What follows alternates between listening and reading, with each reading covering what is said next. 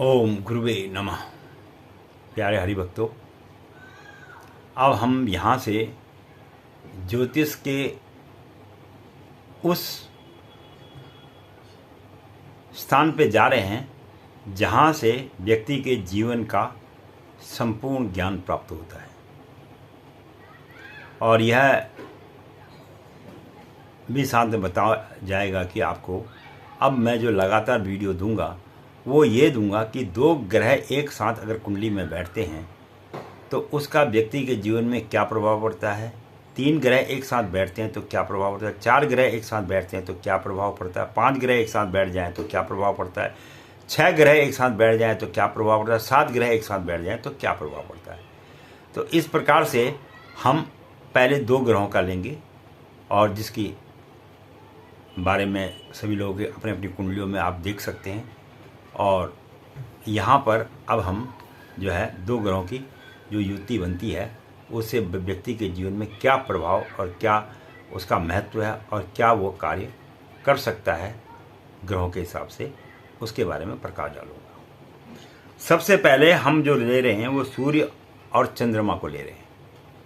अगर व्यक्ति के प्रथम भाव में या किसी भी भाव में सूर्य और चंद्रमा एक साथ बैठ जाएं तो वह व्यक्ति के जीवन में क्या प्रभाव डालते हैं, सूर्य और चंद्रमा के बारे में बात कर रहे हैं। तो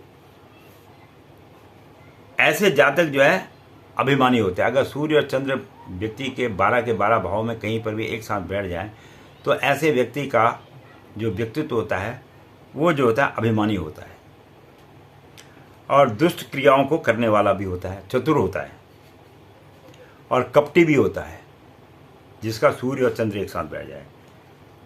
और विनय रहित भी होता है, पराक्रमी भी होता है और शूद्र हृदय वाला भी होता है और कार्य करने में दक्ष होता है।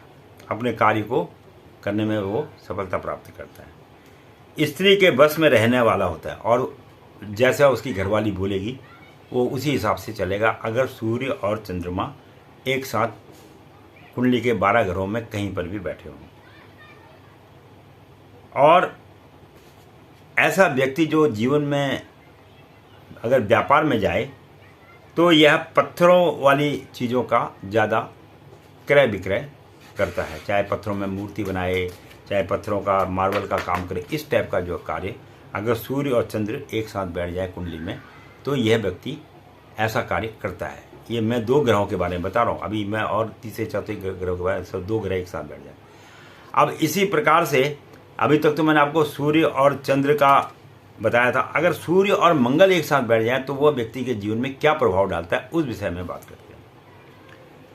तो सूर्य और मंगल एक साथ बैठ जाए तो बालक जो है तेजस्वी होता है और श्रेष्ठ कर्म करने वाला भी होता है, धर्म और धन से रहित होता है, सदैव क्लेश करने वाला भी होता है अगर सूर्य और मंगल एक साथ बैठ जाए तो, और क्रोधी भी होता है और पाप बुद्धि वाला भी होता है।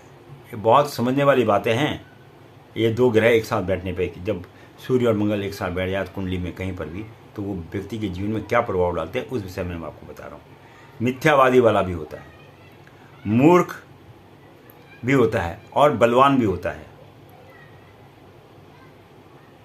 और अपने भाई बंधुओं से प्रेम रखने वाला तो होता है। इसमें कोई दो राय नहीं कि वो अपने भाई बहनों से प्रेम जरूर रखेगा। इसी प्रकार से अगर सूर्य और बुध किसी भी भाव में बैठ जाएं तो वह व्यक्ति के जीवन में क्या प्रभाव डालते हैं उस विषय में हम बात करते हैं। तो जिस व्यक्ति के कुंडली में सूर्य और बुध एक साथ बैठ जाएं तो वह जीवन में क्या प्रभाव डालते हैं उसके बारे में थोड़ी सी मैं जानकारी देता हूँ।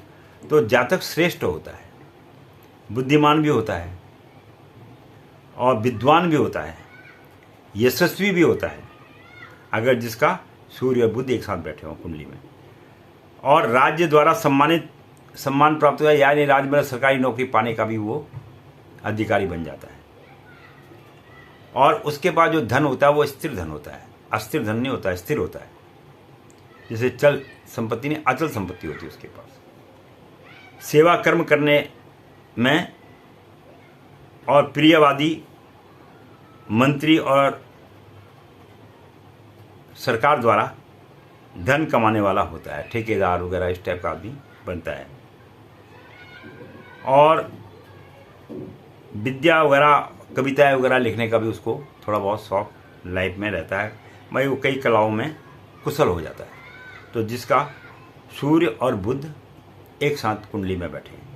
अब अगर सूर्य और गुरु एक साथ बैठ जाए तो वह कुंडली में क्या फल देते हैं?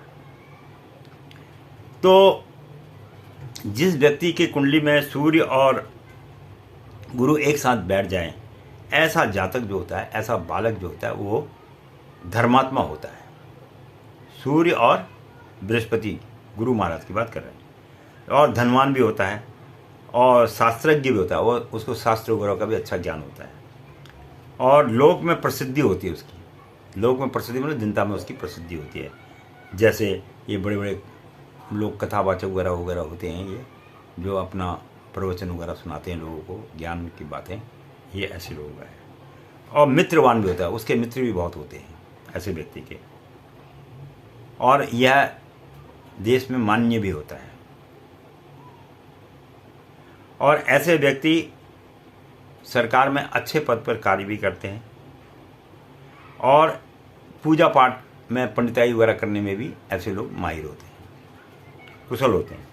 चतुर और परोपकारी भी होते हैं। ऐसे व्यक्ति जो है जिनके सूर्य और गुरु एक साथ बैठे हों, वो चतुर भी होते हैं और परोपकारी भी होते हैं।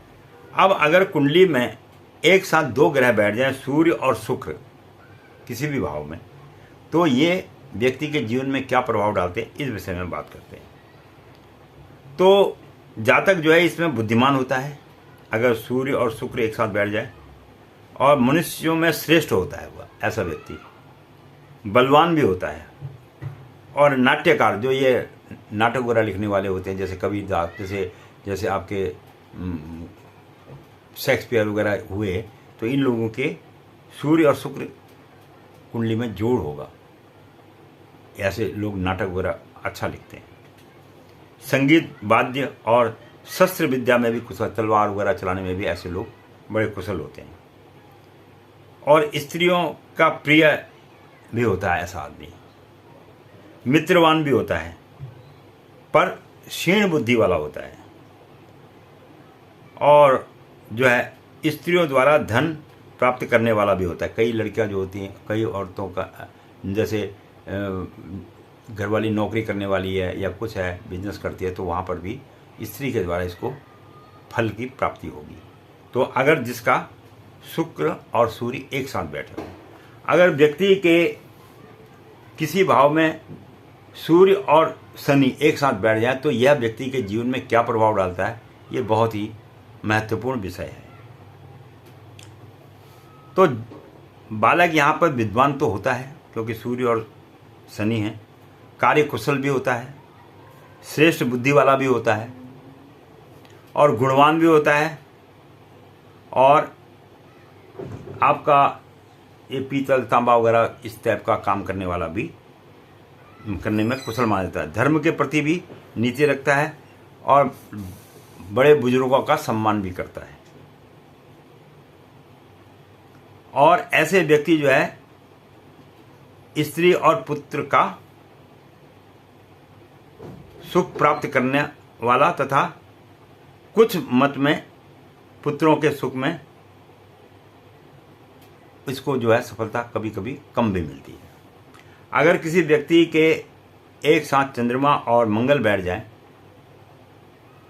इसका हम अगले वीडियो में वर्णन करेंगे। मैं पंडित गिरीश तिवारी अपनी वाणी को यहीं पर विश्राम दूंगा और आशा करता हूँ आज आपको दो ग्रहों के एक साथ बैठने में, सूर्य के साथ कोई और ग्रह बैठते हैं 9 के 9, तो उनका क्या प्रभाव व्यक्ति के जीवन में पड़ता है, इसके विषय में मैंने आपको थोड़ा सा प्रकाश डाला।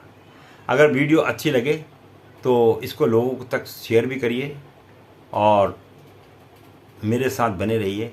आपको ज्योतिष का एक अच्छा विद्वान बनाने की कोशिश करूंगा, बशर्ते आप लोगों का साथ मुझे मिलता रहे। मैं फिर आपसे कह रहा हूँ, ये धनोपार्जन के लिए नहीं है, ये विद्या ज्ञान के लिए है। और ज्ञान प्राप्ति कीजिए। और आपको वीडियो देखने के बाद, ज़्यादा लंबी वीडियो तो होती नहीं है, पर इतना तो बनाना ही पड़ेगा जब सभी भावों को बताना है। और वीडियो देखने के लिए बहुत बहुत धन्यवाद। आगे फिर हम अब चंद्र के साथ में